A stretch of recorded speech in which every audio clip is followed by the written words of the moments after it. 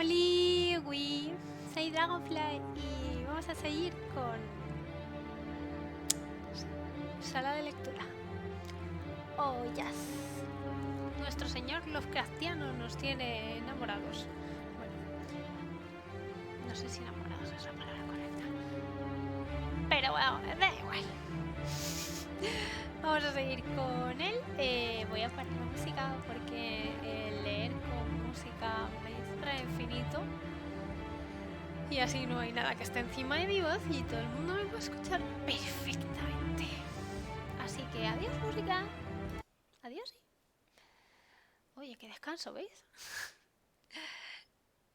Como podéis ver, estoy haciendo el directo a una hora diferente, claramente. A ver qué tal, si me acostumbro y si veo que funciona o no. Porque si veo que más o menos funcionan igual que antes, seguramente lo vuelvo a poner como estaba a las 4:30. Para empezar, yo os digo que hay menos luz a esta hora. Vamos de cara al invierno y contra más tarde, menos luz. En fin, ¿qué tiene que ver esto con nada? Yo qué sé. Bueno, para quien no lo sepa, ¿vale? En estos directos de sala de lectura, wow, como su nombre indica, leemos libros. En concreto me estoy centrando en Lovecraft porque, bueno, ya lo estaba yo leyendo antes de empezar a hacer estos directos y porque se me ha metido entre ceja y ceja que quiero leer todos sus relatos y por ello me compré el volumen completo, o sea, la narrativa completa, perdón, la edición de Valdemar, que es esta, que siempre os enseño, ¿vale? Las ediciones de Valdemar son una cosa preciosa, si os gusta este estilo rollo gótico.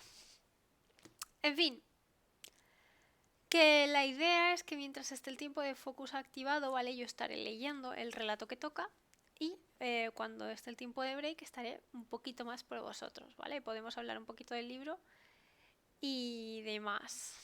Así que voy a poner tiempo de focus y voy a poner 40 minutos. Por cierto, he empezado de más tarde porque he tenido problemas con la cámara. En fin, ¿por qué no? ¿Por qué no? Quiero decir, podía suceder. Hacía tiempo que no tenía problemas con la cámara. Esta mañana se ha actualizado el OBS y luego por la tarde hemos tenido problemas con la cámara. En fin, hago lo que puedo. Bueno, pues tengo que deciros, que lo he dicho esta mañana, pero bueno, lo voy a repetir en este directo porque claro, el de esta mañana era de otro tema, que el relato que estábamos leyendo, ¿vale? El de El extraño caso, si no me equivoco, un momento, que me voy a equivocar seguro. ¿Ves? No es el extraño caso, te estás confundiendo. El caso de Charles Dexter Ward, ¿vale? Que estábamos leyendo, que habíamos hecho ya varios directos leyendo este relato porque era bastante larguito. Lo terminé yo el fin de semana. Lo siento, sabía que podía pasar, pero es que no me podía resistir. Ya sabéis que siempre intento avanzar un poquito lo que puedo el resto de la semana, porque esta es la lectura que estoy haciendo yo y intento siempre leer cada día. El fin de semana siempre un poquito más, pero intento leer cada día.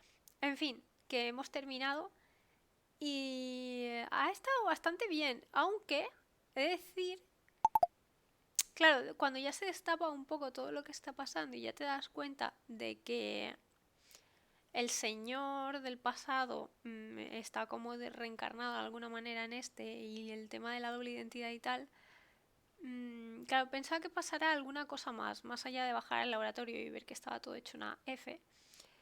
No sé, creo que le hemos dado muchas vueltas a lo mismo y al final tampoco, no sé, me he quedado un poco... Esperaba más, la verdad. Ese suele ser un problema mío.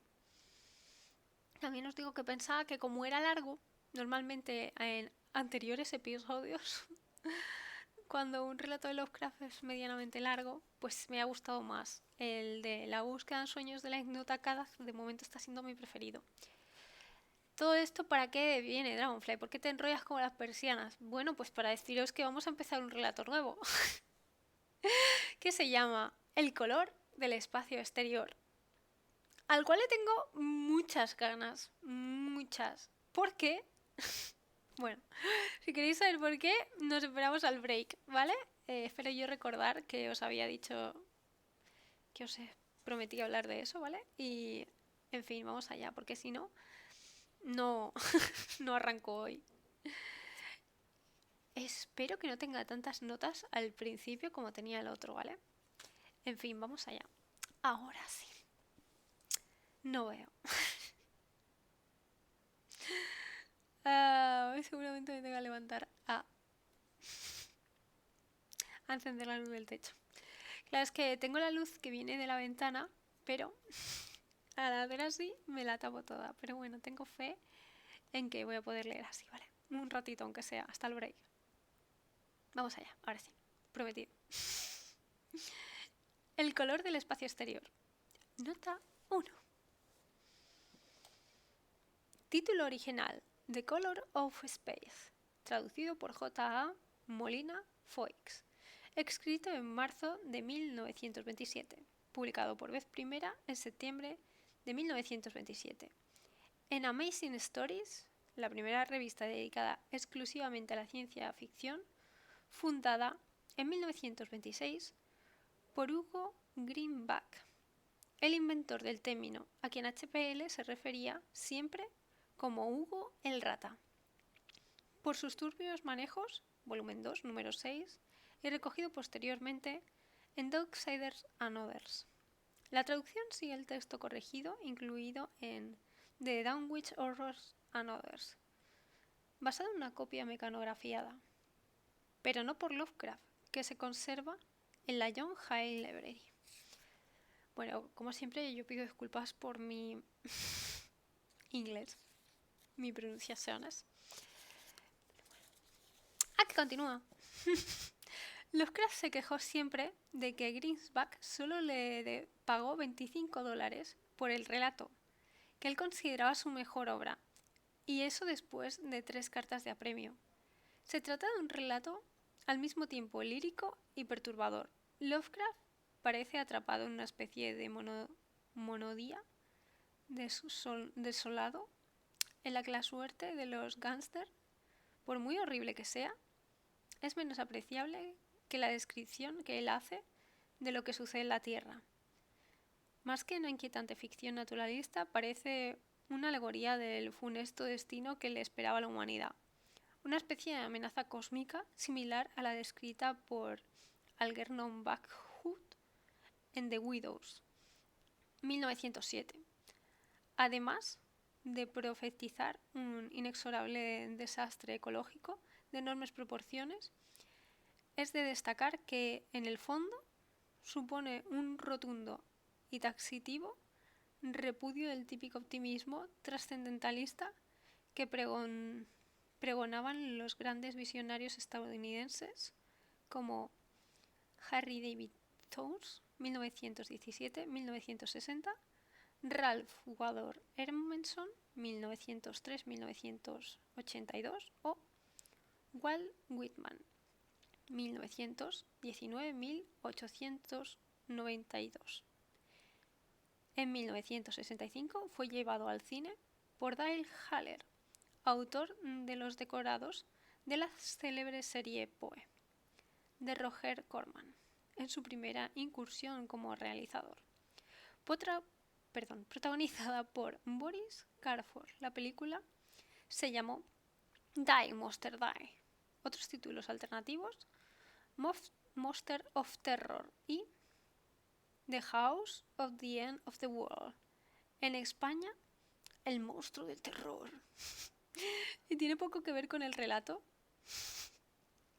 En 1987, qué sorpresa por cierto, el actor David Kane, oficial y caballero,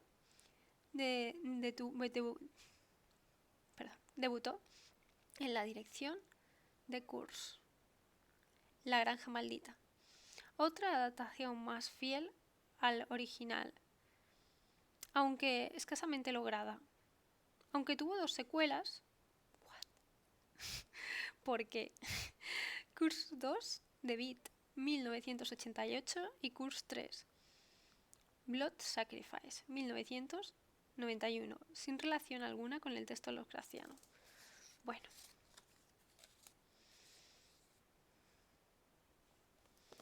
Luego os cuento referente a esto porque me hace, bueno, claro, es que esto ya lo han reeditado muchas veces y supongo que la película que yo vi no debía estar todavía. En fin, vamos allá, vuelvo al texto original después de todo el tostón ese del principio. Al oeste de Arkham. ¡Nota 2! ¡Vaya, qué sorpresa! ¡Otra nota! Como ya se dijo en la nota 4 de la lámina de la casa, la localización de esta mítica ciudad inventada por Lovecraft ha generado bastante debate, aunque Will Murray sugirió que debía estar situada en el centro del estado de Massachusetts. Robert D. Matters es partidario de ubicarla más bien en la costa este, como Salem, véase Arkham Country, in Rescues of the Lost Extract, en Lovecraft Studies, número 39, verano de 1998, página 14. Para el primero, el nombre de Arkham proviene de Oakland, ciudad situada en el centro de Massachusetts, mientras que para el segundo deriva de Arkwick, un pueblo de Rhode Island, hoy en día asimilado a Fishvale. Bueno, esta ha sido más corta al menos. Vale. Es que he leído 2 palabras. Al oeste de Arkham, las colinas se alzan agrestes y hay valles con espesos bosques que ningún hacha ha talado jamás. Hay sombrías y oscuras cabañas en las que los árboles se inclinan fantásticamente y por donde discurren estrechos arroyuelos a los que nunca han llegado los destellos de la luz solar. En las laderas más suaves hay alquerías antiguas y roqueñas, con cottages desproporcionadamente bajos, cubiertos de musgo, que rumían permanentemente los viejos secretos de Nueva Inglaterra, al abrigo de enormes salientes, pero todas ellas están ahora vacías. Las amplias chimeneas se han desbordado y las paredes cubiertas de ripias se pandean peligrosamente bajo los techos a la holandesa. Los antiguos moradores se han ido y los forasteros no les gusta vivir allí. Los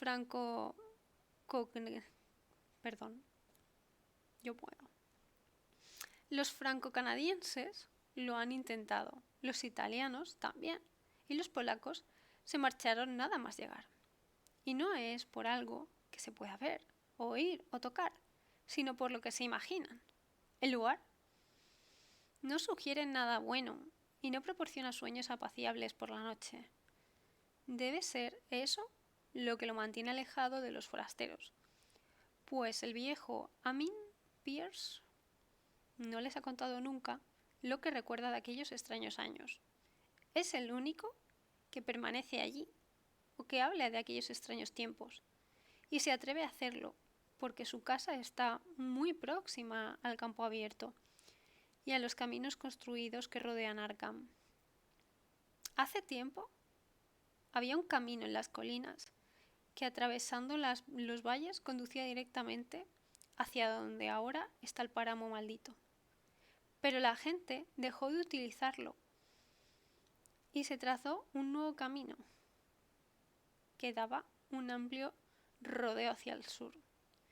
Todavía pueden encontrarse vestigios del antiguo camino entre la maleza de la selva en la que se ha convertido, y algunos persistirán, sin duda, en cuanto a la mitad de la hondarada quede inundada por el nuevo embalse. Nota 3. Ese embalse es real.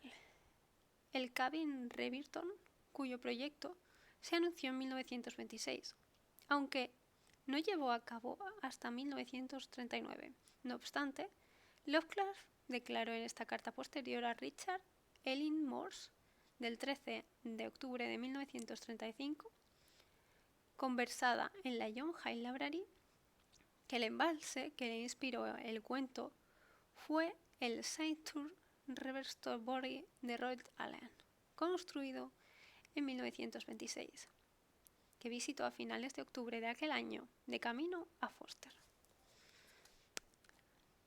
Continuamos.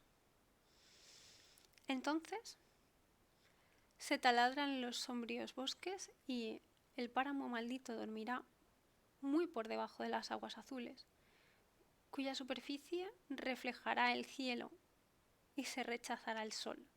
Y los secretos de aquellos extraños tiempos se fundirán con los secretos de las profundidades, se fundirán con la tradición oculta del viejo océano y con todo el misterio de la tierra primordial. Cuando examiné a fondo las colinas y valles para levantar los planos del nuevo embalse, me dijeron que aquel lugar era aciago. Eso me dijeron en Arkham, y como se trataba de una ciudad muy antigua, llena de leyendas de brujas, pensé que lo aciago debía de ser algo que las abuelas habían susurrado a los niños a través de los siglos. El hombre del páramo maldito me pareció muy extraño y teatral, y me pregunté cómo habría llegado a formar parte del folclore de una gente tan puritana. Luego, al ver con mis propios ojos aquel sombrío laberinto de cañadas y ladares, ya no me asombraba nada, aparte de su propio misterio ancestral. Aunque las vi por la mañana, la sombra acechaba por todas partes. Los árboles crecían demasiado juntos y sus troncos eran demasiado grandes para como suelen ser los bosques de Nueva Inglaterra. En los oscuros pasillos que se abrían entre ellos había demasiado silencio y el suelo estaba demasiado blando debido al frío y húmedo musgo y a los enterrales acumulados tras infinidad de años de descomposición. En los espacios abiertos, principalmente, a lo largo del antiguo camino, había pequeñas alquerías en las laderas, unas veces con otras sus edificaciones en pie, otras con solo una o dos, en ocasiones con solo una chimenea y un sótano completamente rellenos de cascotes. Las malas hierbas y las zarzas reinaban por doquier, y furtivas criaturas salvajes susurraban en las malezas. En todo el paraje, un tufo de inquietud y opresión, un amago de irrealidad e incongruencia, como si algún elemento vital de la perspectiva o el claroscuro estuviese mal puesto. No me extrañó que los forasteros no quisieran vivir en ella, pues aquella no era una región para quedarse a dormir. Se parecía demasiado al paisaje de Salvator Rosa. Nota 4. Vamos a ver qué es eso. Pintor, aguafuerista, poeta, actor y músico italiano, 1615-1675. Muy popular en Inglaterra en el siglo XVIII y sobre todo en el siglo XIX, pues su imagen concordaba perfectamente con la idea que se tenía entonces de artista romántico. Lovecraft había visto varios cuadros suyos en el Metropolitan Museum de Nueva York. A un grabado de un cuento de terror. Se parecía a un grabado de un cuento de terror. Pero nada de todo eso era tan nocivo como el páramo maldito. Lo comprendí en cuanto tropecé con él en el fondo de un espacioso valle. Ningún otro hombre podía ser más apropiado para semejante lugar, ni ningún otro lugar se adecuaba mejor a semejante hombre. Era como si el poeta hubiese acuñado la frase después de haber visto aquella zona. Nota 5. ¿Nota 5? ¿What? Espérate un momento, ¿eh? ¿Me estoy volviendo loca?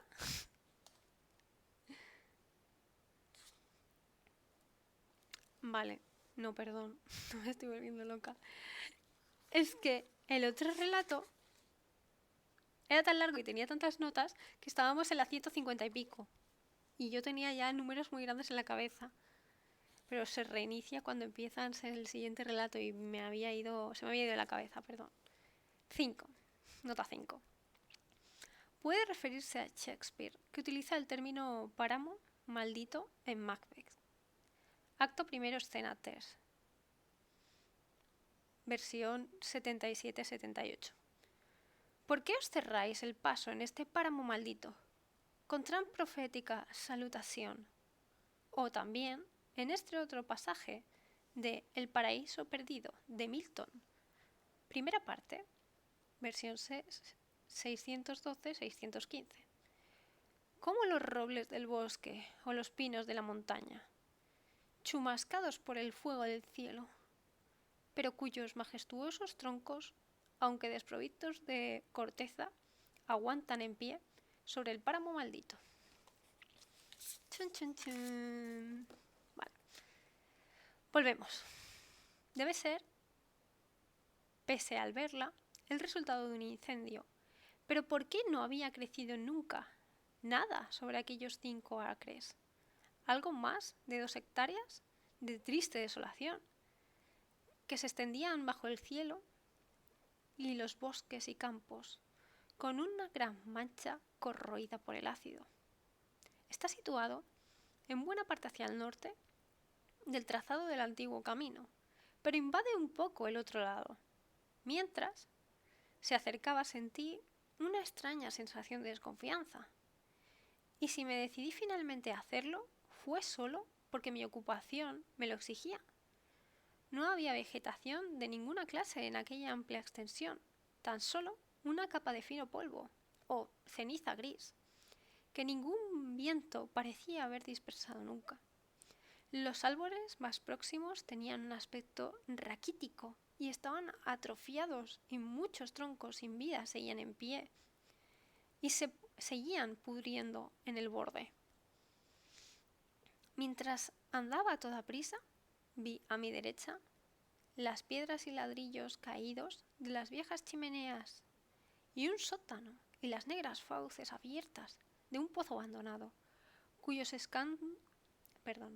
estancados vapores gastaban extrañas náuseas con la matriz de la luz solar. Incluso el extenso y sombrío bosque que se alzaba más allá parecía agradable por contraste. Y ya no me asombraban los asustados susurros de la gente de Arkham.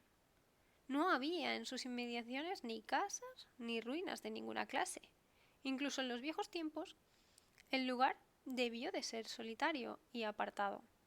Y al anochecer, temiendo pasar de nuevo por aquel omicioso lugar, regresé a la ciudad, dando un rodeo por el tortuoso camino del sur. Por la noche pregunté por el páramo maldito a los ancianos de Arkham y lo que significaba la frase extraños días, que a tantos había oído murmurar con énfasis. Con evasivas. Perdón, digo, ¿cómo que pone con énfasis? ¿What? Sin embargo, no pude tener ninguna respuesta pálida, salvo que el misterio era mucho más reciente de lo que yo me había temido. No se trataba ni mucho menos de una vieja leyenda, sino de algo que había ocurrido en vida de los que hablaban conmigo. Sucedió en los años 80 y una familia había desaparecido o fue asesinada. Nadie podía precisar más detalle y como todos me dijeron que no hiciera caso de las disparatadas historias del viejo Amin Pierce. A la mañana siguiente fui en su búsqueda, después de enterarme de que vivía solo en un viejo y ruidoso cottage que se alzaba donde los árboles empiezan a espesarse. Era un lugar tremendamente antiguo y había empezado a rezumar ese tenue olor infectado que impregna las casas que han permanecido en pie demasiado tiempo. Tuve que llamar insistentemente para que el anciano se levantara, y cuando salió tímidamente a la puerta, arrastrando los pies, pude notar que no se alegraba de verme. No estaba tan débil como yo había pensado, pero los ojos se le cerraban de una forma extraña, y su descuidada vestimenta y su barba blanca le daban un aspecto consumido y deprimente. No sabiendo cómo... Perdón, me he liado yo sola leyendo. No sabiendo cómo hacer para que me hablara de sus historias, fingí que se trataba de un asunto de trabajo. Le conté que estaba levantando unos planos y le hice algunas vagas preguntas acerca de la región. Era un hombre más listo y más educado de lo que yo había supuesto, y antes de que me diese cuenta, comprendió todo el asunto tan bien como cualquiera de los hombres con los que había hablado en Arkham.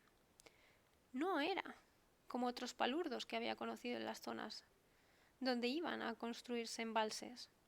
No protestó por las millas de bosques antiguos y de las tierras de labranza que iban a ocultar, aunque quizá lo habría hecho si su hogar no estuviera situado fuera de los límites del futuro lago. Lo único que mostró fue alivio por el fatídico destino de los sombríos valles antiguos por los cuales había correteado toda su vida. Estaría mejor debajo del agua. Era lo que había sucedido. Era lo que podía sucederles desde aquellos extraños días. Y, al decir eso, su ronca voz bajó de tono, mientras su cuerpo se inclinó hacia adelante y el dedo índice de su mano derecha empezó a señalar algo con mano temblorosa y de un modo impresionante. Fue entonces cuando oí la historia y mientras la inconexa voz seguía chirriando y susurrando, me estremecí una y otra vez, a pesar del día veraniego que hacía.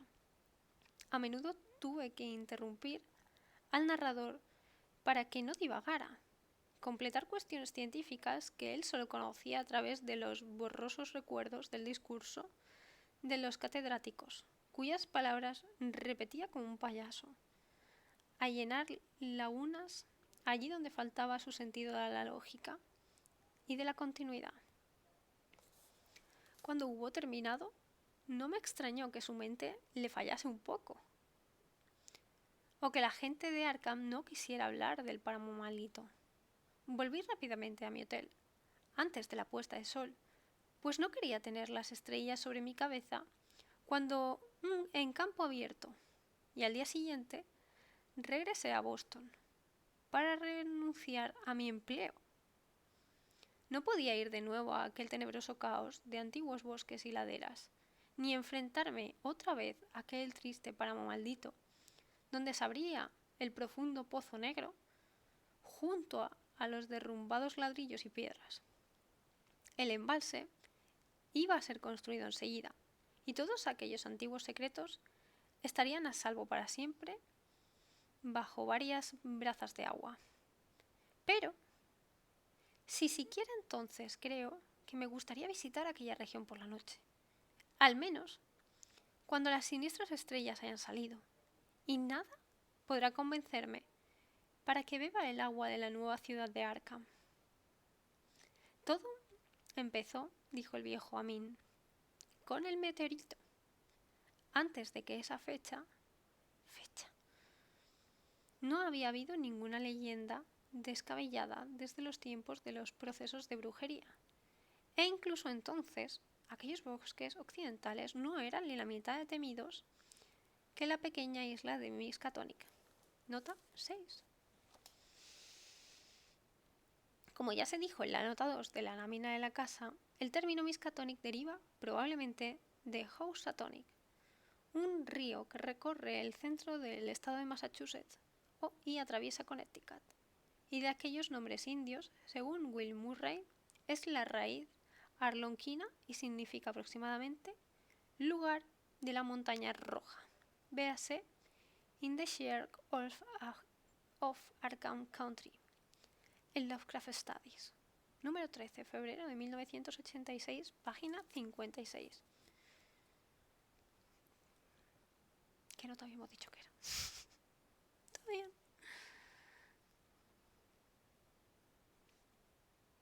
Vale, Miskatonic. donde el diablo concedía audiencias junto a un curioso altar de piedra más antiguo que los propios indios. Aquellos bosques no estaban encantados y su fantástica oscuridad nunca fue terrible hasta aquellos extraños días. Luego había llegado aquella blanca nube meridional. Esa es la palabra correcta, meridional. Aquella sugestión de explosiones en el aire y aquella columna de humo procedente del valle, lejos, en el bosque. Y por la noche, todo Arkham se había enterado de la gran roca había caído del cielo y se había incrustado en la tierra, junto al pozo de la casa de Nahum Garden. Aquella era la casa que se había levantado en el lugar que luego ocuparía el páramo maldito. La muy cuidada Casa Blanca de Nahum Garden, rodeada de fértiles jardines y huertos. Nahum había ido a la ciudad para contar lo de la piedra, y de camino pasó por la casa de Amin Pierce. Por aquel entonces, Amin tenía 40 años, y todas las cosas raras que ocurrían se le grabaron profundamente en el cerebro. Él y su esposa habían acompañado a los 3 catedráticos de la Universidad de Miskatonic, que a la mañana siguiente fueron precipitadamente a ver al extraño visitante procedente del ignoto espacio sideral. Y se habían preguntado por qué Nahum había dicho el día anterior que era muy grande. Había escogido, dijo Nahum, señalando el gran montículo parduzco que había encima de la tierra desgarbada y la tierra chamuscada junto al arcaico cigüeñal del pozo y el patio delantero.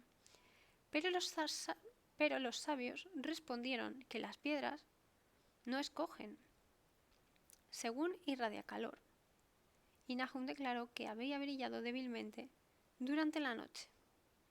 Los catedráticos pusieron a prueba la piedra con un martillo de geólogo y comprobaron que era posiblemente blanca.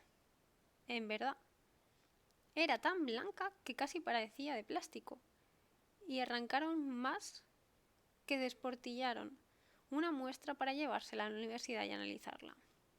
La metieron en un viejo cubo que tomaron prestado de la cocina de Nahum, ya que, aunque el trozo era tan pequeño, no llegara a enfriarse. En su viaje de regreso se detuvieron a descansar en la casa de Nahum y parecieron quedarse pensativos cuando Mr. Pierce observó que el fragmento se estaba haciendo más pequeño y estaba quemando el fondo del cubo. Realmente no era muy grande, pero quizá habían cogido menos de lo que pensaban. Ya, claro. Y al día siguiente, todo esto ocurría en el mes de junio de 1882. Los catedráticos salieron de nuevo en tropel, muy excitados. Al pasar por la casa de Amin, le contaron las extrañas cosas que le habían pasado a la nuestra y cómo había consumido por completo cuando se pusieron en una cubeta de cristal. La cubeta también había desaparecido y los sabios hablaron de la extraña afinidad de la piedra con el silicio. Se había comportado de un modo completamente increíble. En aquel laboratorio tan bien organizado, no le pasó absolutamente nada, ni mostró ningún gas ocluso cuando se calentó el carbón. Su reacción, al ser tratada con una perla de bórax, fue completamente negativa. Y resultó ser absolutamente no volátil a cualquier temperatura. No volátil a cualquier temperatura producible, incluyendo la del soporte oxídrico. En el yunque parecía muy maleable y en la oscuridad su luminosidad era muy apreciable. Como se negaban obstinadamente a enfriarse, pronto pudo apreciar pronto puso a toda la universidad en un estado de verdadera excitación. Y cuando, al calentar en el estetoscopio, nota 7, en la juventud de Lovecraft practicó mucho con el espectroscopio. Una fase de la química por la que me interesé fue el análisis espectral, y todavía conservo mi espectroscopio, un instrumento de difracción bastante barato que me costó $15. También tengo un espectroscopio de bolsillo todavía más barato, que era la delicia de mis compañeros de estudios en el H. Hope Street High School. Carta a After Galvin, del 29 de agosto de 1918. Conversada en la John Hay Library. Estilo. Véase su traducción por José Luis López Muñoz en la antología de Juan Antonio Molina Foix.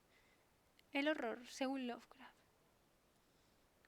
Siluera, libros del tiempo. Espera un momento, no tiene sentido.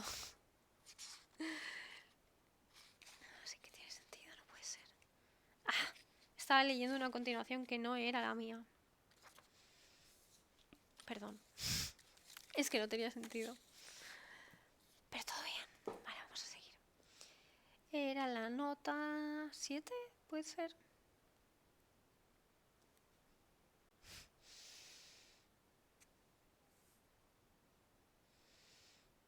No lo sé. ¿Por qué? Vale, sí. Era la nota 7, la del espectroscopio. Mostró unas franjas brillantes de un color distinto a los espectros normales. Hubo intensas discusiones acerca de nuevos elementos, raras propiedades ópticas y otras cosas que los perplejos hombres de ciencia suelen decir cuando se enfrentan con lo desconocido. Caliente como estaban, la analizaron en un crisol con todos los reactivos adecuados. El agua no le hizo nada. Lo mismo sucedió con el ácido clorhídrico. El ácido nítrico e incluso el agua regia se limitaron a silbar y esparcirse en gotas sobre su tórrida invulnerabilidad. Amin tuvo dificultad para recordar todas estas cosas, pero reconoció algunos disolventes a medida que yo se los mencionaba en el habitual orden de utilización.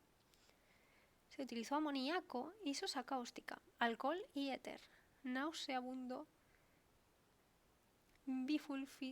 bisulfídico de carbono y una docena más, pero ligeramente no había ningún cambio en los disolventes que demostraban que habían atacado la sustancia.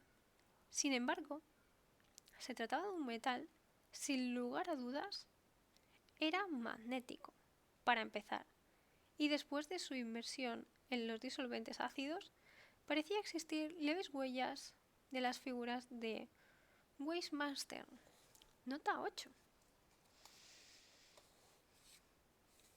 El dibujo que se obtiene en las láminas corroídas de los meteoritos férricos, producidos por el lento enfriamiento en el espacio de la masa principal del asteroide. Se llaman figuras de Weissmanstern, por el nombre del científico que las descubrió, Alois von Weissmanstern, 1754-1849. La profesora de geoquímica Soledad Fernández Santín, de la Facultad de Ciencias Geológicas de la Universidad Complutense de Madrid, relaciona estas figuras con el tamaño del cuerpo padre del meteorito. Vale. ¿Me he vuelto a perder? Probablemente. Continuamos. Encontradas en el hierro meteorítico, cuando al enfriarse era ya considerable, constituido las pruebas de una especie de cristal. Dejaron una cubeta de cristal de los trocitos desperdigados durante las pruebas del material del que se componía el fragmento original. A la mañana siguiente, los trocitos y la cubeta habían desaparecido sin dejar rastro, y únicamente una mancha chamuscada en el estante de madera señalaba el lugar donde habían estado. mis dieces, la verdad. Eso fue lo que los catedráticos le contaron a Amin cuando se detuvieron a la puerta de su casa. Y una vez más, fue con ellos a ver el pétreo mensajero de las estrellas, aunque en esta ocasión su esposa no le acompañó. Esta vez, la piedra había encogido sin duda alguna, y ni siquiera los catedráticos más sensatos pudieron dudar de lo que veían. Alrededor de la manguet masa parduzca situada junto al pozo, había un espacio vacío, excepto donde la tierra se había hundido. Y mientras el día anterior tenía un diámetro de más de 7 pies, ahora apenas llegaba a 5. Todavía estaba caliente, y los sabios examinaron su superficie con curiosidad, mientras separaron otro fragmento más grande con la ayuda de un martillo y un cincel. Esta vez ahondando más. Y al arrancar un trozo más pequeño, vieron que en el núcleo central no era completamente homogéneo. Habían descubierto lo que parecía ser la cara exterior de un voluminoso glóbulo incrustado en la sustancia. El color parecía parecido al de algunas de las franjas del exterior espectro del meteoro. Era casi imposible de describir, y solo por analogías se atrevieron a llamarlo color. Nota 9. Compárese con el párrafo final del relato de Ambrose Bierce, The Damaged Thing, 1894. En cada extremo del espectro solar, el químico puede detectar la presencia de los llamados rayos actínicos. Representan colores integrales en la composición de la luz que somos capaces de distinguir. El ojo humano es un instrumento imperfecto. Su alcance no pasa de unas pocas octavas de la verdadera escala cromática. No estoy loco. Hay colores que no podemos ver. Completamente cierto. Hay bichitos que sí que pueden. Bichitos oceánicos. Una mariposa del mar creo que ve. ¿Mariposa o como bichito? Bueno, es una pasada. Tiene muchos bastones. O conos. Bueno, es por culpa de eso que no vemos bien. ¡Ah! Se ha terminado el tiempo de focus. ¡Ah! Vale. Ay, voy a poner tiempo de break. Va. 5 minutitos. ¿Se me cae el cojín y se me va a caer el libro? Espero que no, la verdad. Espero que no. Vale, lo primero que voy a hacer en mis 5 minutos de break es ir a encender la luz, porque no veo. Me siento muy ciega.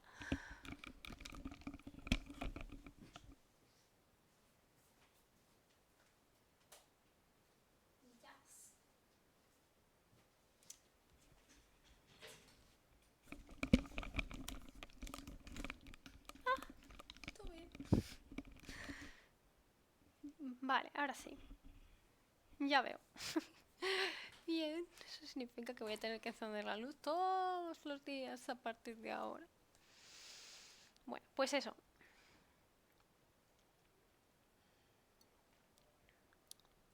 Que en nuestros ojos tenemos conos y bastones. Ahora siempre me confundo con unos y los otros. Uno es para ver los colores y con el otro vemos las sombras, digamos, la opacidad o la intensidad del color. Que por eso, por ejemplo, cuando es de noche no vemos colores, solo vemos una escala de grises. En fin, pues dependiendo de uno de esos, que no me acuerdo cuál es, bastones o conos, dependiendo del número que tengas, ves más colores o no. Nuestra especie creo que solo tiene 3, que son los 3 colores primarios que vemos. El rojo, el azul y el amarillo. Pero hay otras especies que tienen más o menos, como los perretes. Por eso solo ven en blanco y negro, porque solo tienen 2. En fin, curioso cuanto menos.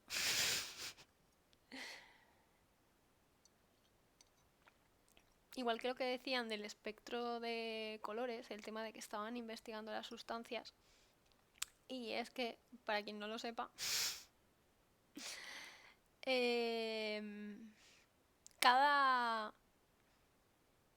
elemento tiene su espectro de colores y es exactamente como si fuera su huella dactilar, o sea, es única para cada uno.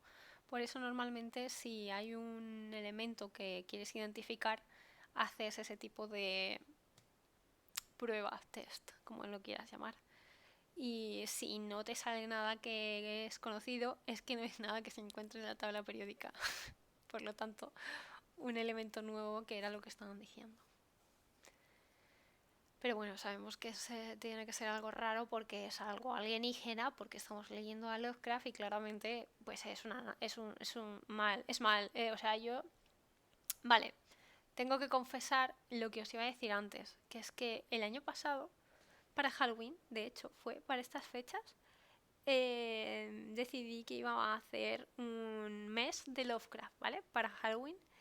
Todavía no me había dado por leer toda su obra, pero bueno, fue a raíz de ahí que dije, igual tengo que conocer un poquito más.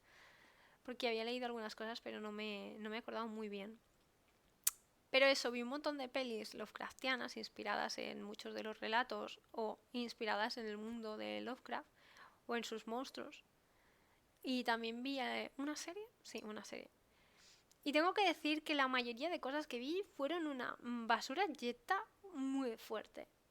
Pero increíblemente basura. Muy fuerte. Y creo que solo se salvaba la serie, que era de HBO, que creo que se llamaba Territorio Lovecraft, que solo tenía una temporada y bastante guay. Y lo otro era precisamente una película protagonizada por Nicolas Cage, en la cual es de este relato. Colores en el espacio, creo que se llama o algo así. Lo voy a buscar, ¿vale? Para que lo veáis.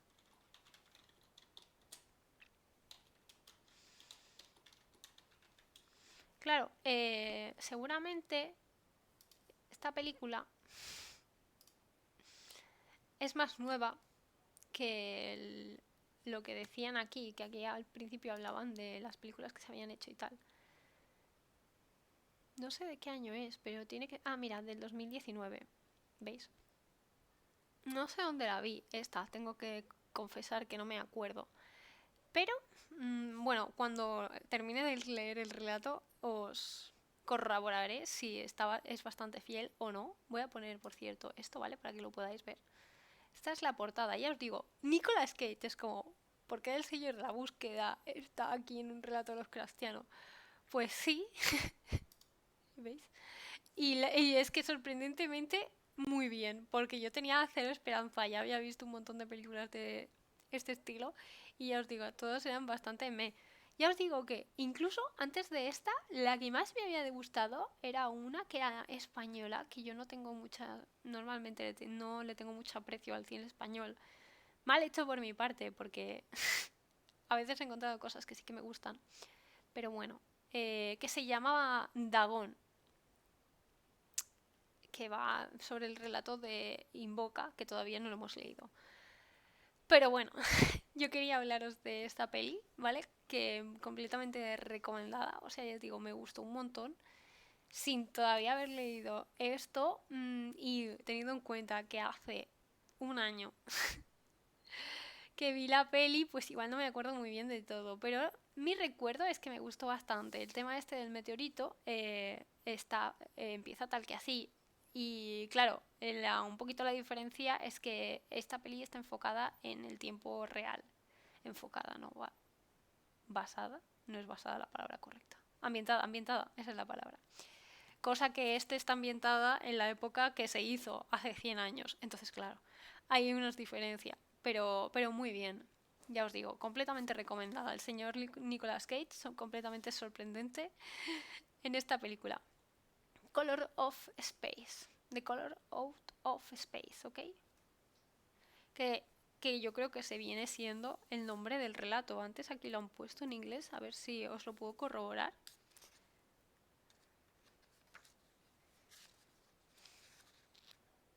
Sí, es el mismo nombre que en inglés. O sea, el mismo. The Color of Space, el nombre en inglés es el mismo que el nombre en inglés que el relato. ¿Vale? Ok. Ya está, con mi aporte de las películas completado por hoy. Vamos a seguir, va, que ya se ha terminado el tiempo de break.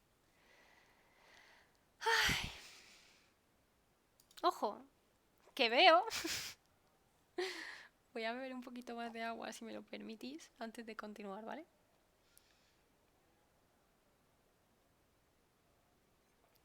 Que tengo la garganta. Lo de leer me deja la garganta hecha una F. Pero todo bien. Por el propio bien. Vale, pues voy a poner... Hostia. ¿Media hora más? Va. Y luego hacemos otro break.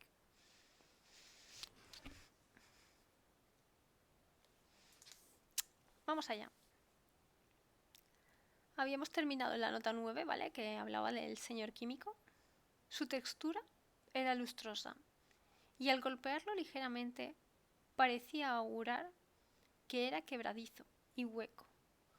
Uno de los catedráticos le dio un golpe seco con un martillo y estalló con un vigoroso y leve chasquido. No desprendió nada y con la punción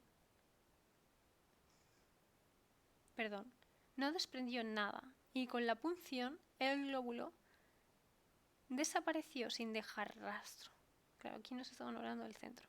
Si bien quedó un espacio esférico vacío de unas 3 pulgadas de diámetro, y todos pensaron que probablemente descubrirían otros glóbulos a medida que la sustancia encerrada se consumiera. La conjetura no tenía fundamento, de modo que después de un vano intento de encontrar más glóbulos mediante perforaciones, los investigadores se marcharon de nuevo con una nueva muestra, que sin embargo resultó ser en el laboratorio tan desconcertante como su predecesora. Aparte de ser casi plástica, de tener calor, magnetismo y ligera luminosidad, de enfriarse ligeramente al ser sumida en potentes ácidos, de ponerse en espectros desconocidos, de desvanecerse en el aire y de atacar a los compuestos de silicio con mutua destrucción, como resultado no representaba ninguna otra característica que la identificara. Y al término de las pruebas, los científicos de la universidad se vieron obligados a reconocer que no podían clasificarla. Vaya, qué sorpresa, la verdad. No procedía de este planeta, sino que era una muestra del gran espacio exterior y como tal estaba dotada de propiedades exteriores y obedecía a leyes exteriores. Aquella noche hubo una gran tormenta y cuando los catedráticos acudieron a la casa de Nahum, al día siguiente se encontraron con una amarga decepción. La piedra, que era magnética, debía tener alguna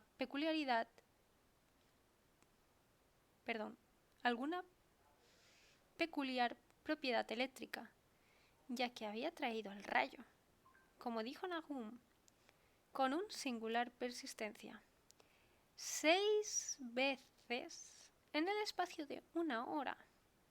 El granjero vio crear los rayos en el patio delantero, y al cesar la tormenta no quedaron más que un hoyo desigual junto al escaico cigoñal del pozo, que estaba medio obstruido por la tierra procedente del socavón.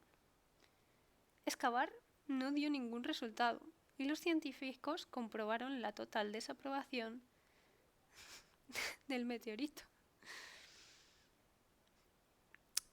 Fue un completo fracaso, de modo que no se podía hacer otra cosa que regresar al laboratorio y analizar de nuevo el evanescente fragmento que habían encerrado cuidadosamente en una caja de plomo. Aquel fragmento duró una semana, al cabo de la cual no se había averiguado nada valioso. Cuando desapareció, no quedó el menor residuo, y con el tiempo los catedráticos no estaban muy seguros de haber visto realmente, y no en sueños, aquel enigmático vestigio de los insondables abismos exteriores. Aquel único misterioso mensaje de otros universos y otros reinos de materia, energía y entidad. Como era comprensible, los periódicos de Arkham dijeron mucha importancia al incidente y enviaron periodistas a entrevistar a Nahum Garden y a su familia. Al menos, un diario de Boston envió también un reportero, y Nahum se convirtió rápidamente en una especie de celebridad local. Era un hombre delgado y afable, de unos 50 años, que vivía con su esposa y sus 3 hijos en una agradable granja del valle. Él y Amin se hacían frecuentes visitas, lo mismo que sus esposas. Y Amin solo tenía frases de elogio para él después de todos aquellos años. Parecía estar tanto orgulloso de la atención de su casa había despertado en las semanas que siguieron hablando con frecuencia del meteorito. Aquel año, julio y agosto fueron meses calurosos, y Nahum trabajó de firme hasta recoger el heno de las 10 acres de pastos que tenía en Chapman Brook. Nota 10.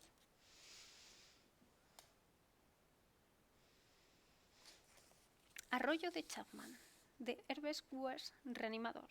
Aparece una granja deshabitada de Chapman, más allá de Meadow Hill. Véase el primer tomo de esta narrativa completa, página 321. Seguimos.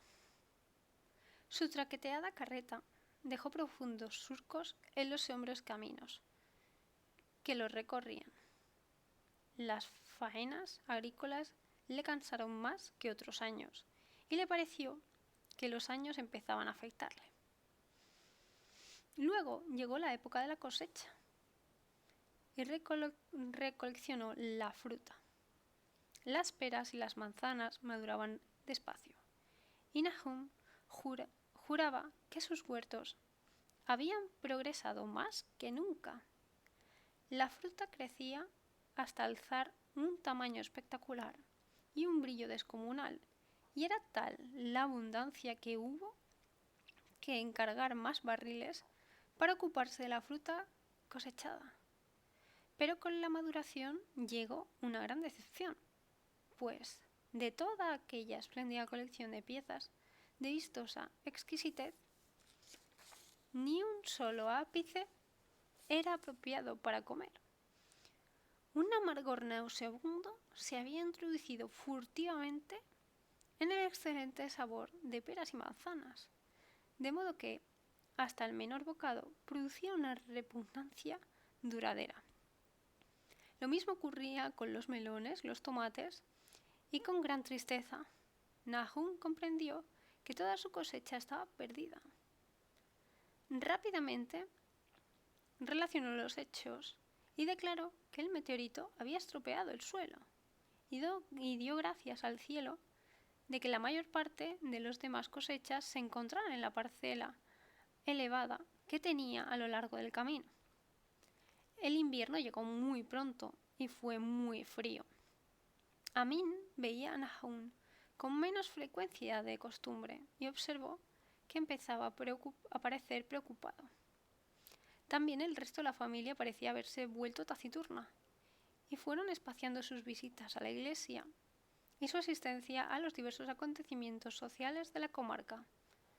No pudo encontrarse ningún motivo para aquella reserva o melancolía, aunque todos los habitantes de la casa confesaron de cuando en cuando tener peor salud y una imprecisa sensación de inquietud. El propio Nahum proporcionó una declaración más categórica que la de cualquier otro miembro de su familia, al afirmar que le preocupaban ciertas huellas de pasos en la nieve. Oliwi Bark Auve, Exacto, leyendo al maestro del terror. Yes. Estamos leyendo El color del espacio exterior, por si te interesa. Muchas gracias por el follow. Bienvenido. Ahora eres un agente del caos. Normalmente muevo las manitas, pero es que tengo el libro en mis manos. No se puede. Vamos a seguir, ¿vale? La idea es que mientras estoy en focus intento leer, ¿vale? Y luego ya en el break charlamos, ¿vale? Seguimos. Se trataba de las habituales huellas invernales de las ardillas rojas, de los conejos blancos y de los zorros. Pero el caviloso granjero aseguraba haber visto algo no del todo correcto en la naturaleza y disposición de aquellas huellas. No precisó más, pero parecía creer que no eran tan características de la anatomía y las costumbres de ardillas, conejos y zorros como debieran ser. Amin no hizo mucho caso de lo que decía, hasta una noche en la que pasó por delante de la casa de Nahum, en un trineo, cuando regresaba de Clark's Corners. Había luna y un conejo cruzó corriendo el camino, y los saltos de aquel conejo eran más largos de los que a Min y su caballo les hubiera gustado. La verdad es que este último casi se había desbocado de no habérselo impedido las riendas empujadas con mano firme. A partir de entonces, Amin prestó mayor consideración a las historias que contaba Nahum y se preguntó por qué los perros de Garden parecían tan acobardados y temblorosos por las mañanas, pobrecicos.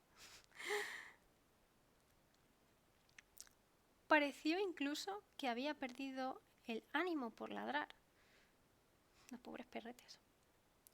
En febrero, los chicos de MacGregor de Meadow Hill salieron a cazar marmotas y no lejos de las tierras de Garnet atraparon un ejemplar muy especial. Las proporciones de su cuerpo parecían ligeramente alteradas de un modo muy raro, imposibles de discernir, en tanto que su cara tenían una expresión que hasta entonces nadie había visto en una marmota. Los chicos se asustaron, realmente y soltaron inmediatamente la pieza, de modo que a la gente de los alrededores solo le llegó la grotesca historia que ellos contaron. Pero el respingo de los caballos, cerca de la casa de Nahum, había acabado por convertirse en un hecho reconocido, sentando las bases para que prácticamente empezara a tomar cuerpo una leyenda, susurrada en voz baja.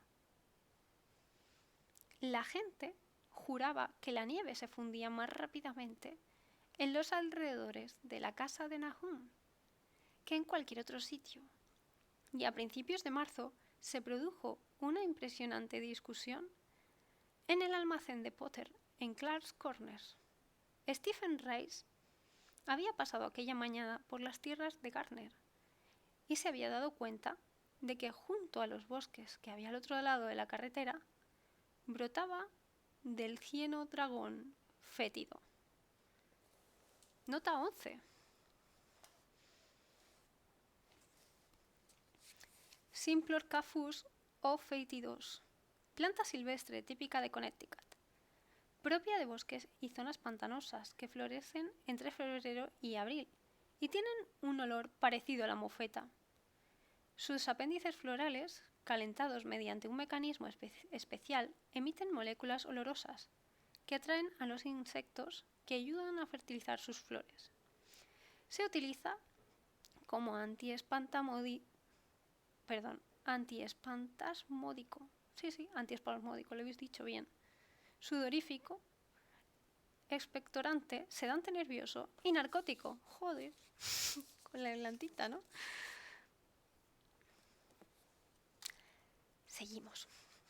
Nunca hasta entonces se habían visto espécimen de aquel tamaño y tenían colores tan extraños que era imposible describir con palabras. Sus formas eran monstruosas, y el caballo había resoplado ante un olor tan inaudito que paralizó a Stephen. Aquella misma tarde, varias personas pasaron por allí para ver aquel crecimiento anormal, y todas estuvieron de acuerdo en que plantas de aquella clase no deberían brotar en un mundo saludable. Se habló con franqueza de la mala fruta del otoño anterior, y corrió de boca en boca por las tierras de Nahum. Estaban emponzoñadas. Por supuesto, se trataba del meteorito, y recordando lo extraño que les había parecido a los hombres de la universidad, varios granjeros hablaron del asunto con ellos.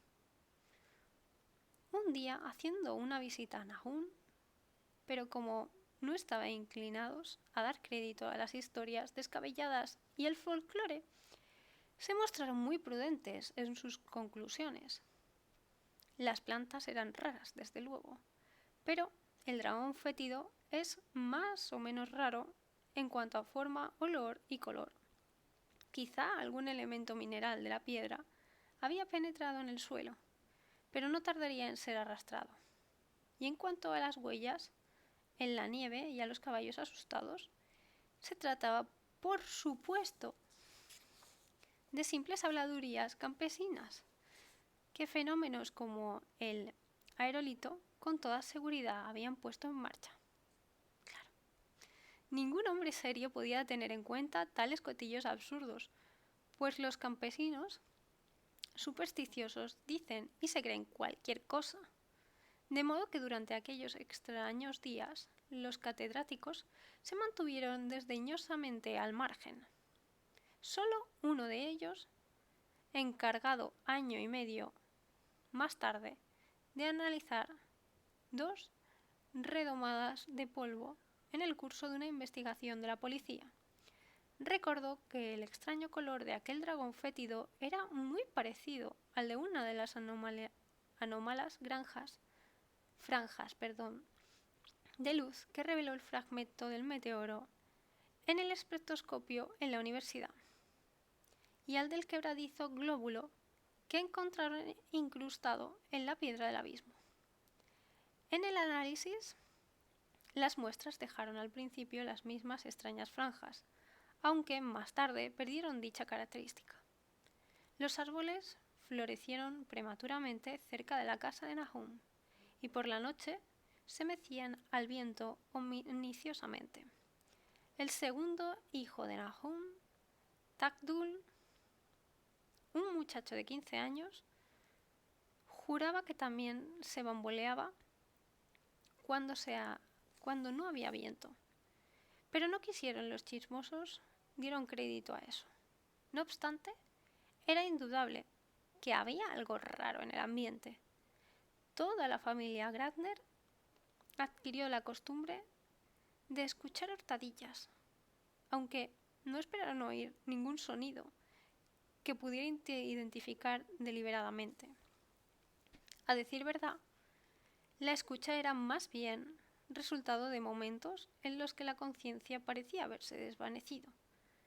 Desgraciadamente, esos momentos fueron en aumento a medida que pasaban las semanas, hasta que se hizo de dominio público que algo le pasaba a la familia Nahum, entre comillas esa última frase.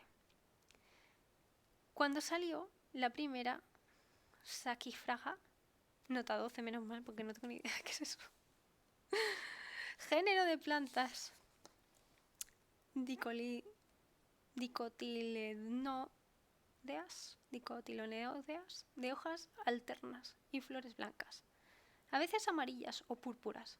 Son hierbas por lo general vivaces, propias de los lugares rocosos de las montañas, de las que se conocen unas 300 especies.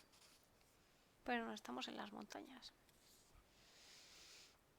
Tenían también un color muy extraño, no exactamente igual al del dragón fétido, pero claramente relacionado e igualmente desconocido para cualquiera que lo viera.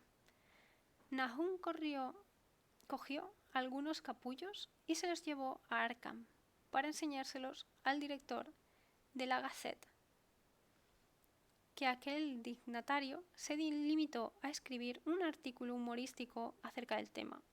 10 de 10, señor. En el que ridiculizaba amablemente. A ver, ¿eso se puede? ¿Puedes ridiculizar amablemente? En el que ridiculizaba amablemente los sombríos temores de los campesinos. Nahum cometió un error al contarle a un ciudadano tan terco el comportamiento de las grandes, demasiado crecidas, mariposas antíope. Nota 13. Con un poco de sarcasmo, tal vez. Sí, pero sigue sin ser. ¿Cuál era la palabra que utilizaba? Se me ha ido la cabeza, pero no puede ser amable. Esa es la palabra que no me encaja. Pero bueno. ¿Nota 13? Sí, nota 13. Vale. Nymphalis antiopa, mariposa de la familia de los ninfálidos, abundante en Europa y América del Norte. También conocida como manto de luto, por el volante pálido que ribetea al borde de su ala, a la manera de un vestido que sobresale por debajo de un manto oscuro. Se alimenta de sauces, abedules y olmos, y sobrevuela los bosques abiertos en los terrenos de maleza desde julio a agosto, y después de la hibernación en marzo y abril. Vale, continuamos. En relación con aquellas saquifragas. Abril trajo una especie de locura a las gentes de la comarca y empezaron a dejar de utilizar el camino que pasaba por delante de la casa de Nahum, hasta abandonarlo definitivamente. Era por la vegetación. Todos los árboles huertos florecieron con extraños colores, y por el suelo de la piedra del corral y en los pastos adyacentes crecía una extraña vegetación que solamente un botánico podía relacionar con la flora propia de la región. En ningún sitio podría verse un color normal y saludable, excepto en la hierba verde y el follaje. Por todas partes, aquellas febriles y prismáticas variantes de una tonalidad enfermiza y primaria, sin cabida entre los matices conocidos en la tierra. Las dicentrinas, nota 14, Dicentrina curcullaria, planta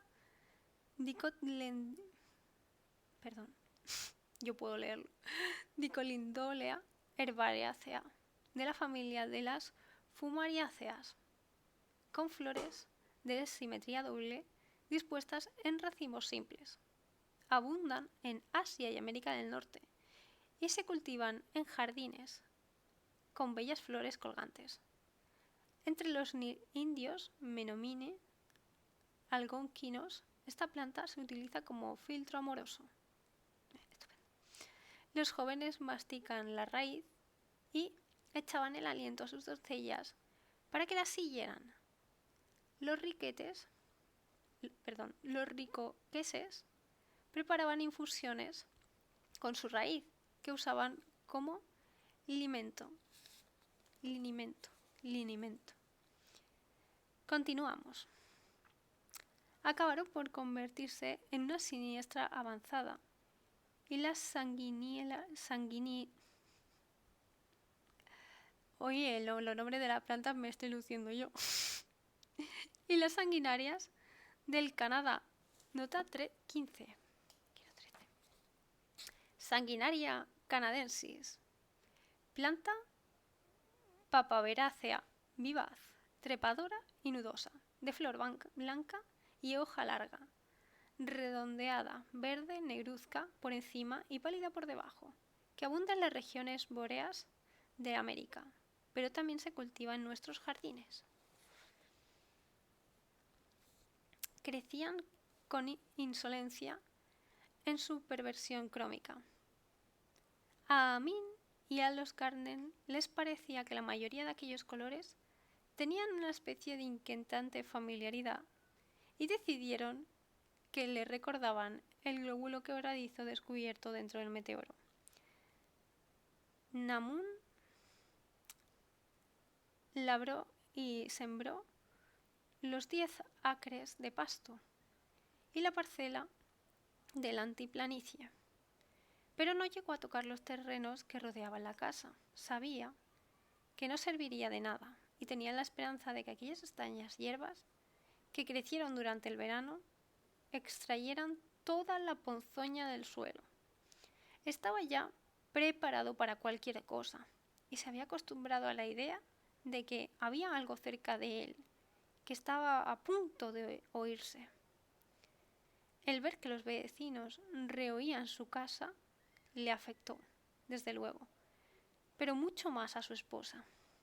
Los chicos lo llevaban mucho mejor porque iban a la escuela todos los días, pero no pudieron evitar que las habladurías les afectasen.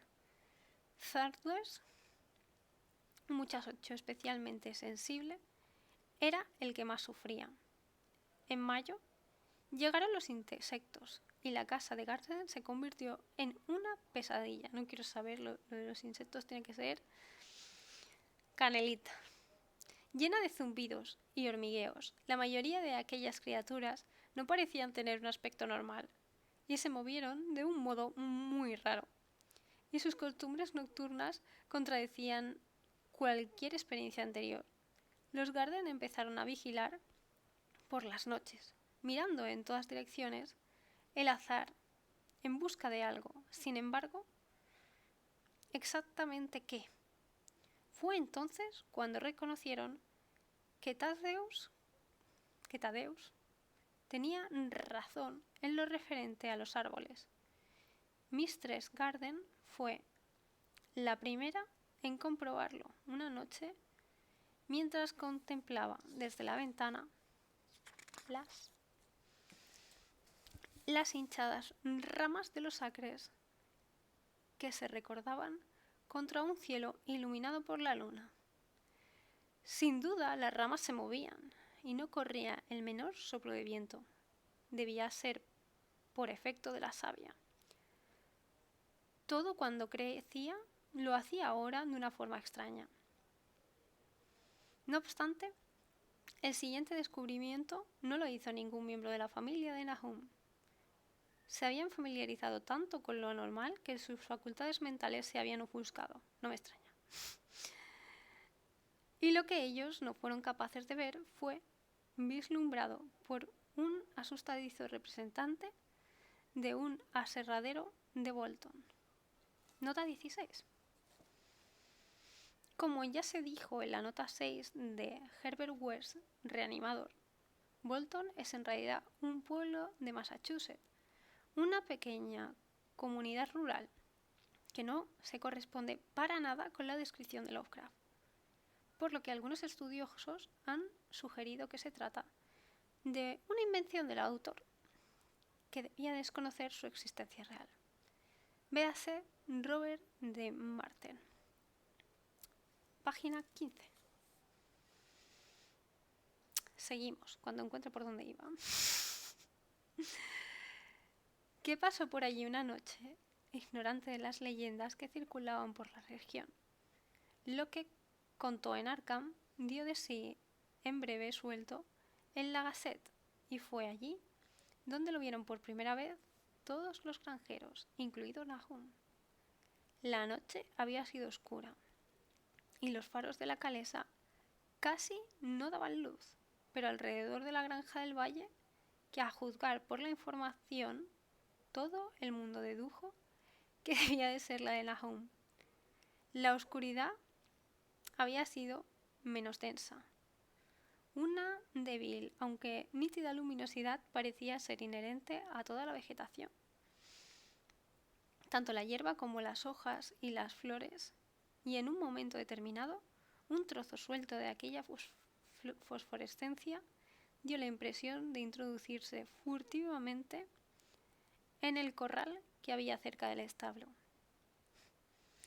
De modo que la hierba no parecía verse afectada, y las vacas pacían libremente en la parcela cercana a la casa. Pero hacia finales de mayo la leche empezó a estropearse. Entonces Nahum llevó a las vacas a las tierras altas, tras lo cual cesó el problema. Poco después, el cambio en la hierba y en las hojas empezó a apreciarse a simple vista. Todo el verdor se volvió gris y empezó a adquirir un aspecto quebradizo, sumamente raro. Amin era ahora la única persona que visitaba el lugar, y sus visitas fueron espaciándose cada vez más. Cuando se acabó el curso escolar, los Garden quedaron virtualmente aislados del mundo, y a veces dejaban que Amin les hiciera sus recados en el pueblo. Curiosamente, su salud tanto física como mental seguía decayendo, y nadie se sorprendió cuando empezó a circular clandestinamente la noticia de que Miss Garden se había vuelto loca. Solo ella. Eso ocurrió en junio, más o menos cuando se cumplía el aniversario de la caída del meteoro, para nada sospechoso. Y la pobre mujer gritaba que veía cosas en el aire que no podía describir. Chun, chun, chun, chun. Vamos a hacer el break. 5 minutos más, ¿vale? Y seguimos un poquito más, un poquito más.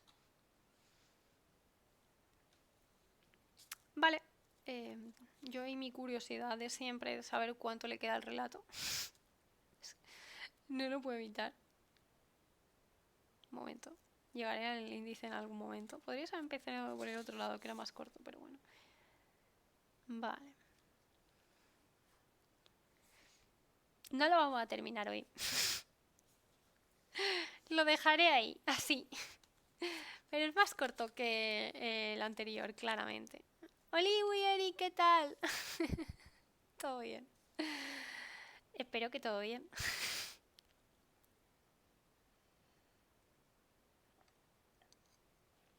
Mi voz. Lo de leer. Oh my god.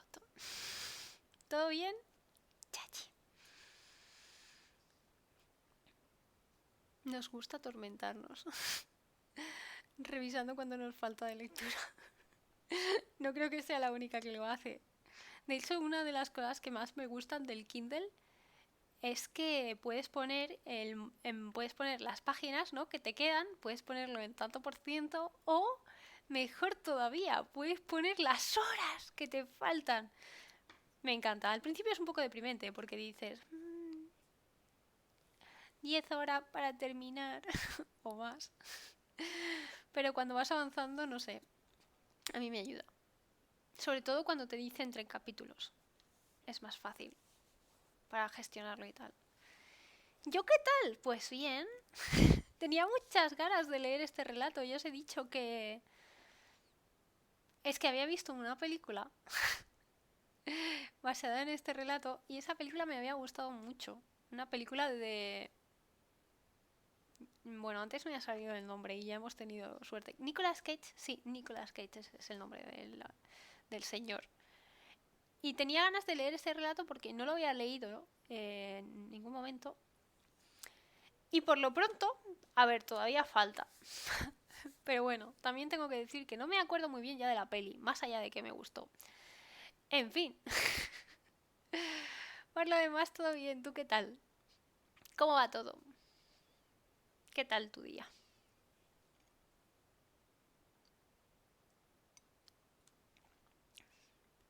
Por cierto, he activado, que esta mañana me lo habíais pedido, para que me podáis mandar mensajes privados por Twitter, ¿vale? Que no estaba activado, para que se sepa, lo sepáis.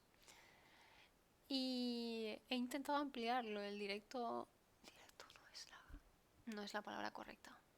He intentado ampliar lo de... el desafío de los Dragonflines, pero no he podido. Porque ya estaba puesto al máximo de días. Así que si lo quiero poner tendré que crear uno nuevo.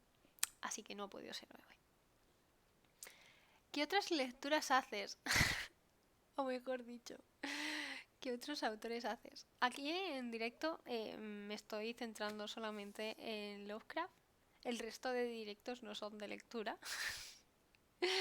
Pero sí que es verdad que me encanta leer, aunque es eso, este año para mí está siendo a tope con este señor.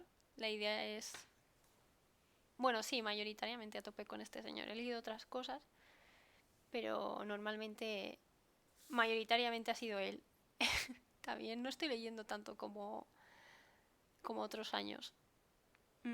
Por voluntad propia. Estoy dedicado a otras cosas, pero todo bien. Pero yo qué sé, me encanta todo lo relacionado con la fantasía.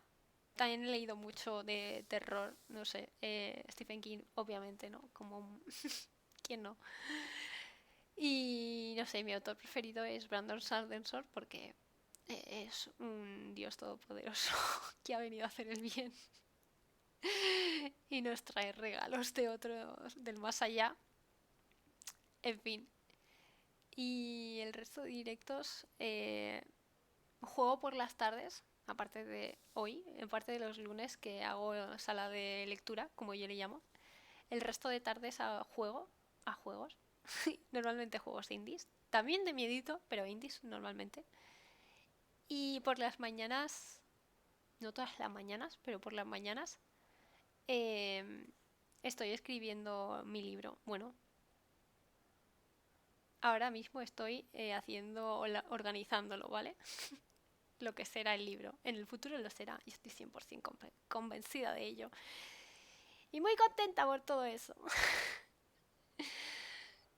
¿Tú qué otros autores te gustan, por ejemplo? O géneros. Géneros también es bien. Por curiosidad más que nada.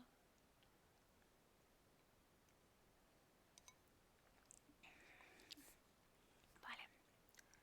Ay, voy a poner el otro tiempo. A ver. El tiempo de focus. Y seguimos un poquito más. Estoy pensando. Eh, estoy pensando. Vale, voy a poner 15 minutos. Porque cuando se termina habrá que ir terminando. A ver, he tenido problemas para empezar el directo. Que he tenido problemas con la cámara. Pero bueno, por lo demás, la próxima vez llegaré más a tiempo. ¿Más a tiempo? ¿Eso existe? Bueno, espero que sí. Vamos a seguir. Y si me pongo recta, como idea, ¿qué tal? Todo bien. Madre mía. Ahora sí, estoy lista. En su desvío no pronunciaba ningún sustantivo concreto, sino únicamente verbos y pronombres. Las cosas se movían, se transformaban y reborboteaban, y los aullidos le zumbaban debido a estímulos que no eran de todo sonoro. Algo se levantaba, algo le estaba consumiendo, algo se estaba aferrando a ella, que no debería estar allí. Alguien tenía que alejarla de aquello. Nada permanecía quieto por las noches. Las paredes y las ventanas se desplazaban. Nahum no la envió al manicomio del condado, sino que dejó que vagabundeara por la casa, mientras fuera inofensiva para sí misma y para los demás. Ni siquiera hizo nada cuando le cambió la expresión. Pero, cuando los chicos empezaron a tenerle miedo y Tadeus casi se desmayó al ver las muecas que le hacía, Nahum decidió encerrarla bajo llave en el desván. Muy bien, la verdad es que muy buena, buena manera de actuar. Muy bien, sí, sí. Encerrarla con llave en el desván, una persona enferma. Mis dieces. Tolkien en género fantástico, Kafka como existencialista, Stephen King se me hace otro de los grandes de la literatura. Alan Poe, pero no del todo. Mis dieces a todos. A todo lo que dijo. Aunque yo tengo que decir que Sé lo importante que fue Tolkien para todo, obviamente, ¿no? Pero se me hace la hostia de pesado leerlo. Que Stephen King también.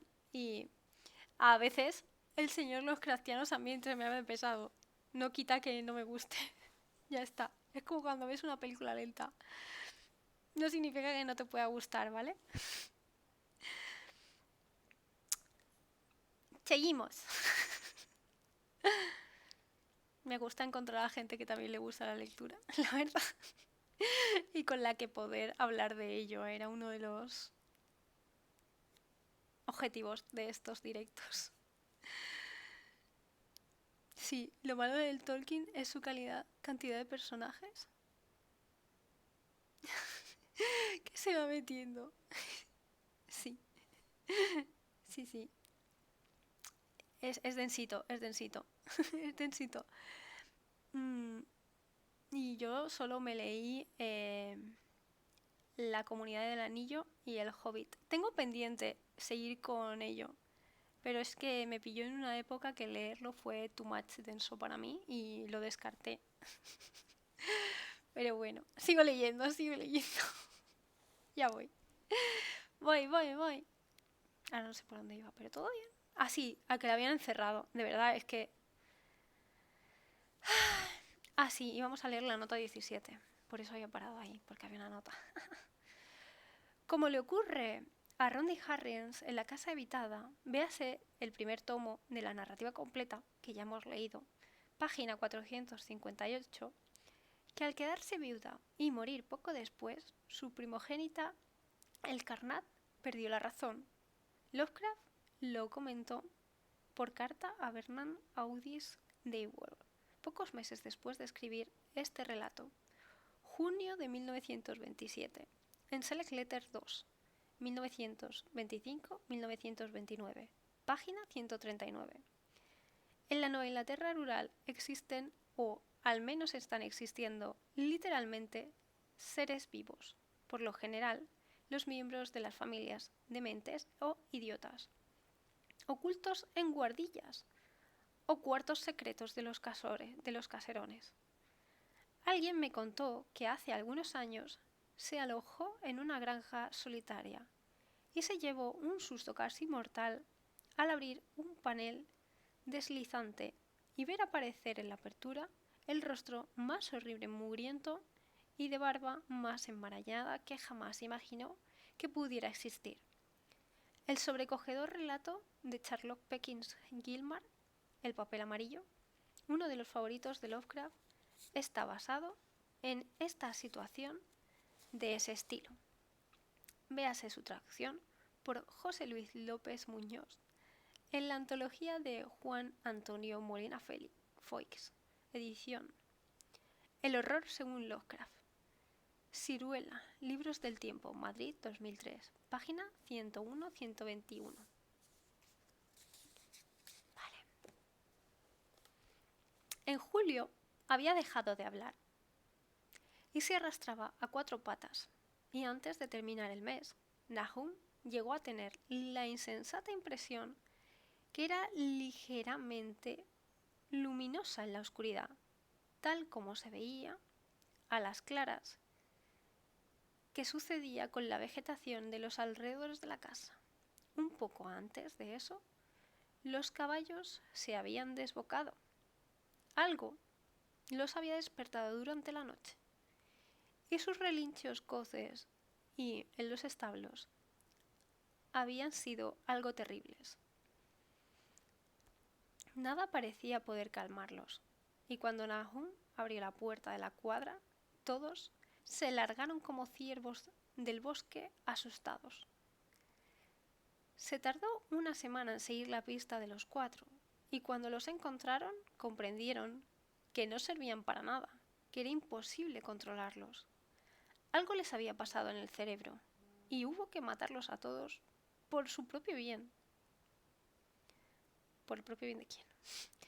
Nahum le pidió prestado un caballo a Amin para hacer heno, pero comprobó que el animal no quería acercarse al granero. Se asustó, se plantó y relinchó, y al final no pudo hacer más que meterlo en el corral, mientras los hombres empleaban todas sus fuerzas para acceder al pesado carro al hendir lo suficiente para arrojar con comodidad el heno. Entretanto, la vegetación iba tornándose gris y quebradiza. Incluso las flores, cuyos colores habían sido tan extraños, ahora se volvían grises. Y la fruta, crecía gris, emanaba insípida. Las ateráceas y la vara de oro florecieron grises y deformes, y las rosas, las cíneas y las malvarrosas, nota 18,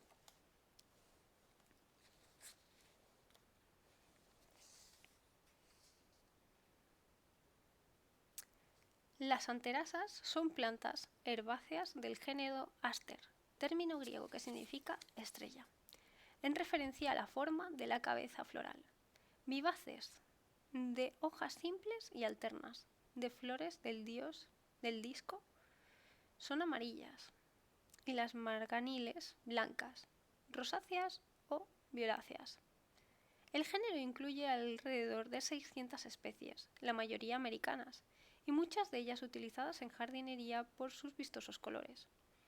La vara de oro del género Soligaro crece en bosques sobre brezales, aunque existe una variedad de jardín, Solidago canadensis. Sus flores son amarillas y están dispuestas en cabezuelas. Las cíneas son plantas herbáceas originarias de América. Pertenecían también a la familia de las asteráceas.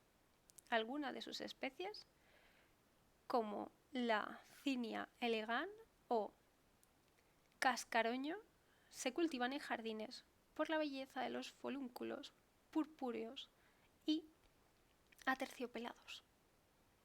La malva rosa, Alzarroea rosea, conocida también como malva real, malva loca o altea, es una planta herbácea tan perenne de origen chino, que florece en verano y puede cultivarse con fines ornamentales en forma de ejemplares aislados. Sus flores tienen la corona rosácea o púrpura, aunque también existen variedades blancas o amarillas. Madre mía, cantidad de flores vamos a aprender hoy, ¿eh? Yo disculpo mi inglés y mi latino, por supuesto, como siempre. Normalmente tampoco, no me disculpo del latín, pero sí. En el patio delantero presentaban un aspecto tan abominable que el hijo mayor de Nahum, Cenas, las cortó todas. Más o menos por entonces fueron muriéndose los insectos, hinchados de una forma extraña, e incluso las abejas, que habían abandonado sus colmenas y se dirigieron hacia el bosque.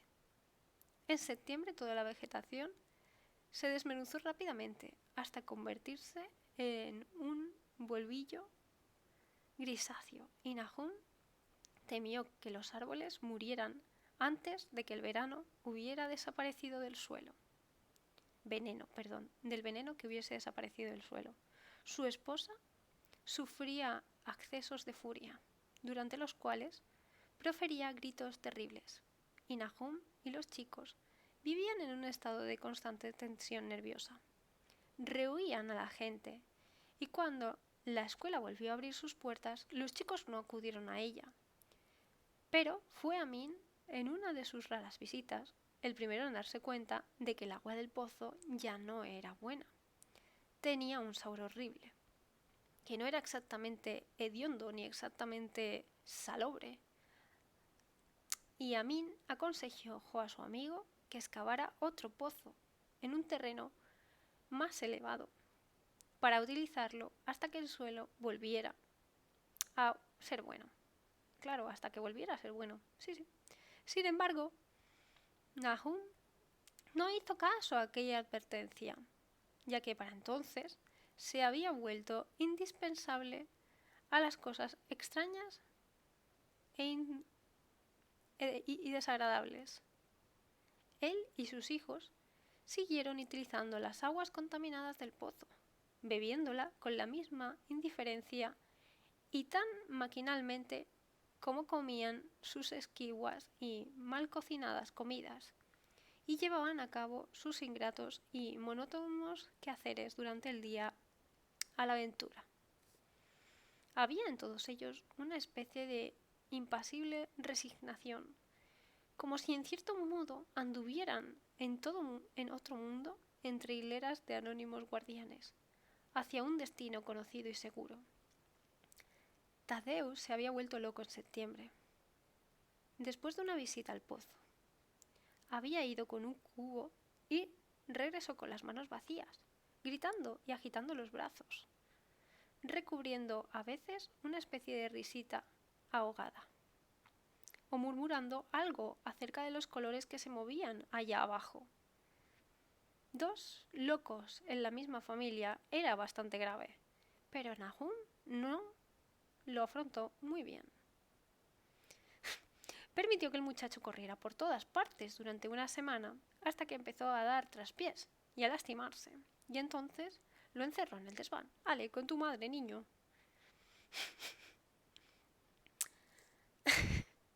Perdón. Me he perdido yo sola. Permitió que el muchacho corriera por todas partes durante una semana, hasta que empezó a dar traspiés y a lastimarse, y entonces lo encerró en el desván, frente a la habitación que ocupaba su madre. Ah, pues no junto a ella. El modo en que se gritaban el uno al otro tras sus puertas, cerradas con llave, era algo atroz, especialmente para el pequeño Merwin, que imaginaba que hablaban en alguna terrible lengua que no era de este mundo. Merwin se estaba volviendo tremendamente imaginativo, y su desasosiego empeoró desde que encerraron al hermano que había sido su mejor compañero de juegos. Casi al mismo tiempo empezó la mortalidad entre el ganado. Las aves del corral adquirieron un color grisáceo y murieron muy rápido, comprobándose al cortarla que su carne estaba seca y olía mal. Los cerdos engordaron desmesuradamente y luego empezaron a experimentar repugnantes cambios que nadie podía explicar. Su carne era inservible, por supuesto, y Nahum no sabía qué hacer.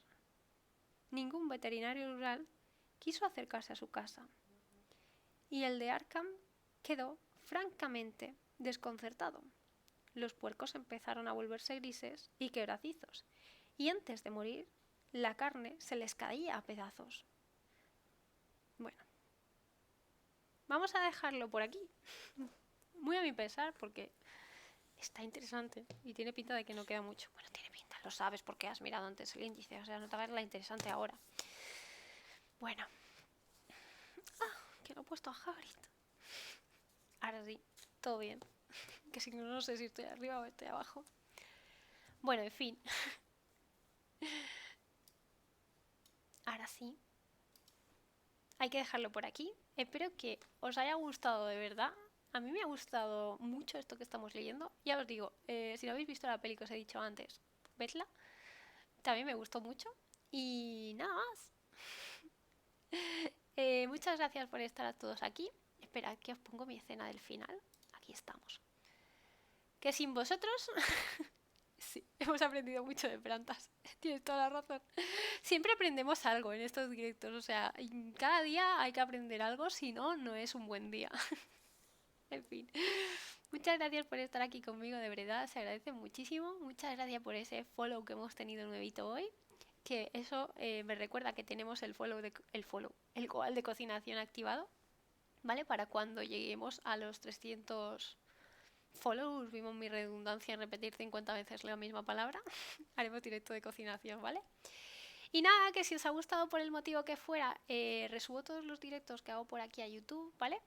Y subo pequeños clips en plan cortitos, lo que viene siendo un clip a TikTok, ¿vale? Y también estoy en Twitter, que siempre aviso antes de hacer directo. Y intento seguir el horario que pone ahí, pero ahora hemos añadido una pequeña diferencia, ¿vale? Estoy probando un horario nuevo por las tardes. Así que mañana, a las 5:30 hora española, ¿vale? Seguiremos con el jueguito que tenemos empezado, ¿vale? El de Brothers. A Tale of Two o algo por el estilo era. Brothers seguro. Hasta ahí me llega la memoria. ¿Y qué más? ¿Qué más? Bueno, claro, todas las suscripciones, shares, Beast y todas esas cositas siempre son bienvenidas para el canal, obviamente, y siempre serán para mejorarlo, por supuesto. Y yo creo que no me dejo nada más. El desafío para ver la peli de Miedito lo pondré nuevo mañana seguramente, ¿vale? Y ya estará listo. Y nada más, haced cosas que queráis hacer, ¿vale? Porque cada segundo cuenta. Adiósito.